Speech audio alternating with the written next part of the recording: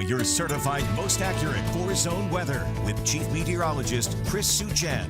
We talked about how glorious this morning is. The question that I've got, can we expect that again coming up or yeah. no? Please? Apparently I missed out. Now you're just getting greedy. I was sleeping. One and done. I should have been outside. It was nice. Well, for the sake of transparency, I slept through it as well. Okay. So I heard about it from your sons, my wife, but listen, tonight's nice. It's just not going to be quite as cool, but a little weather whiplash, huh?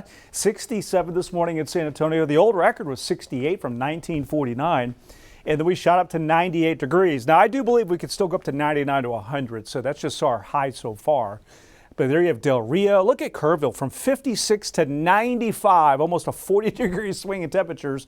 We can do that easily in the fall, late summer, fall, but in late July, that's really impressive to do. And then there's Gonzales here, 66 to 100.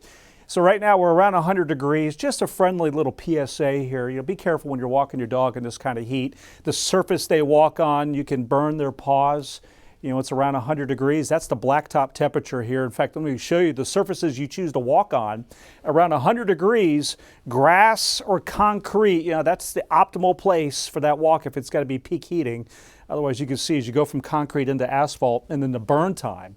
You know, the old rule of thumb is if you put your hand down, you can't keep it on the surface for 5 to 6, 7 seconds because it's too hot. It's also too hot for their paws here. So just a friendly little pass that on here as we're looking at these temperatures. There they are, you know, 90s to around 100 degrees. We do have the high wispy clouds passing by.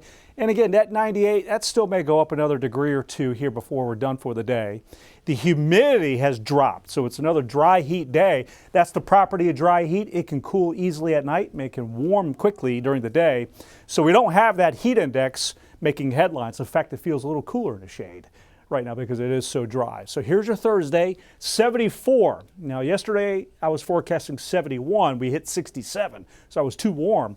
74, so if I'm too warm there, it'll be the low 70s, not the 60s. That's still nice though. And then tomorrow afternoon, I expect it around 101. So little high pressure sitting right on top of us. You can see the absence of meaningful rain. It's with us really for another day, mostly to partly sunny skies.